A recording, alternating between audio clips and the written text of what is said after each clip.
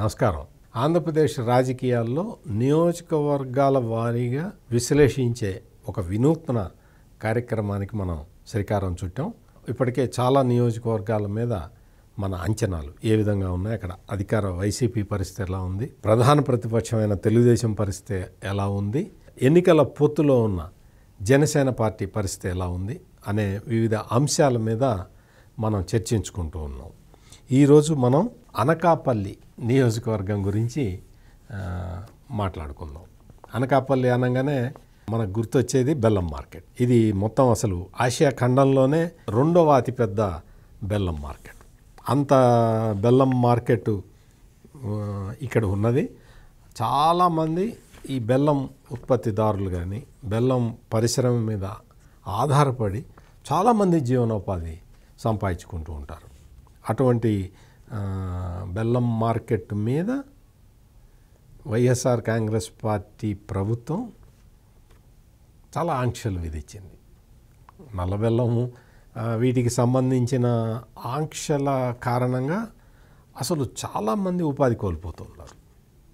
దీన్ని ఈ బెల్లం మార్కెట్ని మనం కాపాడుకోవాలి, కాపాడుకుంటే చాలామందికి ఉపాధి దొరుకుతుంది అన్న ఆలోచనతోటి పని చేయాల్సిన అధికార పార్టీ మనుషులు అందరూ, నాయకులందరూ కూడా వాళ్ళ స్వార్థ ప్రయోజనాల్లో మునిగిపోయి ఉన్నారు. దాంతో ఇక్కడ మొత్తం కూడా అధికారంలో ఉన్న వైఎస్ఆర్ కాంగ్రెస్ పార్టీ మీద ప్రజలు చాలా గుర్రుగా ఉన్నారు. ఇప్పుడు ఇక్కడ మంత్రిగా ఉన్న గుడివాడ అమర్నాథ్ ఇక్కడ వైసీపీ తరఫున ఎమ్మెల్యేగా ఉన్నారు. ఆయన చాలా దూకుడుగా మాట్లాడుతుంటాడు. ప్రధాన ప్రతిపక్ష నాయకుడు చంద్రబాబు నాయుడిని కానీ పవన్ కళ్యాణ్ కానీ వ్యక్తిగతంగా విమర్శించడంలో రోజా, కొడాలి నాని తర్వాత ప్లేస్ ఈయనకే ఉంటుంది. ఈయన ఐటీ శాఖ మంత్రిగా ఉన్నాడు కానీ ఆయన శాఖ గురించి ఎప్పుడు మాట్లాడిన దాఖలాలు అయితే కనపట్టలేదు. ఈ మొత్తం కూడా ఇతను చాలా లూజ్ టాక్ కూడా చేస్తూ ఉంటాడు. ఈ గుడివాడ అమర్నాథ్ మంత్రిగా ఉండి చాలా బాధ్యతగా ప్రవర్తించాల్సిన వ్యక్తి ఏదో తన ఇష్టం వచ్చినట్టు మాట్లాడుతూ ఉంటాడు. రాజకీయ ప్రయోజనాలు చూసుకుంటూ ప్రతిపక్ష నాయకుల్ని తిట్టడం వల్ల తనకేదో పెద్ద పబ్లిసిటీ వస్తుందని, అదంతా చూసి జగనన్న చాలా సంతోషపడతాడని ఈ విధంగా అనుకుంటుంటాడు. కానీ ఇప్పుడు ఈయనకే ఇక్కడ టికాణా లేకుండా పోయింది. అక్కడ టికెట్ వచ్చే పరిస్థితి కూడా లేదు. ఎక్కడికి పంపిస్తారో కూడా తెలియదు. ఎక్కడికైనా వెళ్ళినా కానీ ఈయన రెప్యుటేషన్ తోటి ప్రజలు ఈయన్ని చూసే పరిస్థితి కూడా ఎక్కడా లేదు. మొత్తం అన్ని సమస్యలే. మొత్తం అనకాపల్లి నియోజకవర్గంలో మొత్తం సమస్యలే.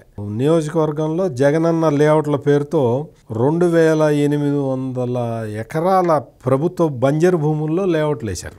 మొత్తం వాటిని అన్నీ కూడా బినామీ పేర్లతోటి ఆక్యుపై చేసుకున్నారు. మొత్తం వాళ్ళకే ఉంటాయి. బినామీ పేర్లతోటి జగనన్న ఇళ్ల కాలనీలో స్థలాలు మొత్తం కొనుక్కొని మొత్తం ఒక్కొక్క ప్లాట్కి 2 లక్షల చొప్పున అమ్ముకుంటున్నారు.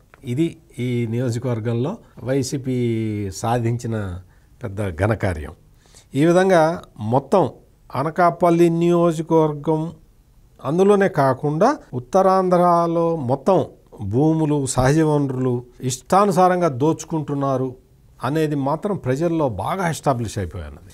దాంతో ఇక్కడ వైఎస్ఆర్ కాంగ్రెస్ పార్టీకి దాదాపుగా వ్యతిరేకంగానే ఉంది. ఇక్కడ అసలు ఈ నియోజకవర్గంలో అంతర్గత కుమ్ములాటలు అయితే విపరీతంగా ఉన్నాయి.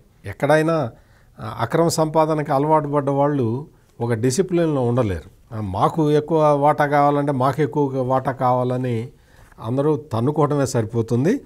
అందులో భాగంగానే ఇక్కడ కూడా అధికార వైఎస్ఆర్ కాంగ్రెస్ పార్టీలో గ్రూప్ తగాదాలు తీవ్రంగా జరుగుతూ ఉన్నాయి. అక్కడ అసలు మాజీ మంత్రి దాడి వీరభద్రరావుకిను ఈ గుడివాడ అమర్నాథ్కి వాళ్ళకి అసలు చాలా పోరాటం ఉంది. అందువల్ల ఎవరు కూడా కాంప్రమైజ్ అయ్యే పరిస్థితి కనపట్టలేదు. ఎంపీ సత్యవతి కూడా ఈసారి ఇక్కడ పోటీ చేయాలని అనుకుంటున్నది. కాబట్టి మొత్తం అంతా కూడా వైఎస్ఆర్ కాంగ్రెస్ పార్టీ మొత్తం కూడా గ్రూపులుగా తగాదా ఉంది. దాడి వీరభద్రరావుకిను ఈ గుడివాడ అమర్నాథ్కి చాలా కాలంగా వైరం నడుస్తూ ఉన్నది. ఈ నేపథ్యంలో మొత్తం అనకాపల్లి నియోజకవర్గం మొత్తం కూడా ఒక రాజకీయంగా ఒక నివురు కప్పిన నిప్పులాగా ఉంది. అనకాపల్లిలో కాపు, గౌర సామాజిక వర్గాలు చాలా బలంగా ఉంటాయి.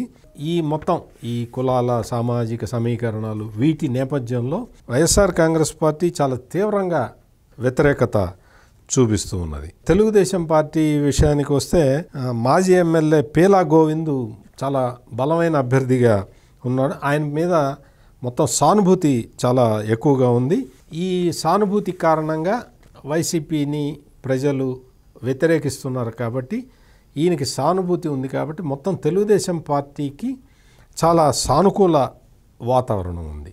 తెలుగుదేశం పార్టీలో అక్కడక్కడ ఉన్న చిన్న చిన్న సమస్యల్ని, నాయకత్వ సమస్యల్ని పరిష్కరించుకుంటే ఇక్కడ వైసీపీకి చాలా కష్టకాలం దాపురించినట్టే చెప్పుకోవచ్చు. మరో నియోజకవర్గం పరిస్థితిని విశ్లేషించుకుంటూ మళ్ళీ కలుద్దాం. నమస్కారం.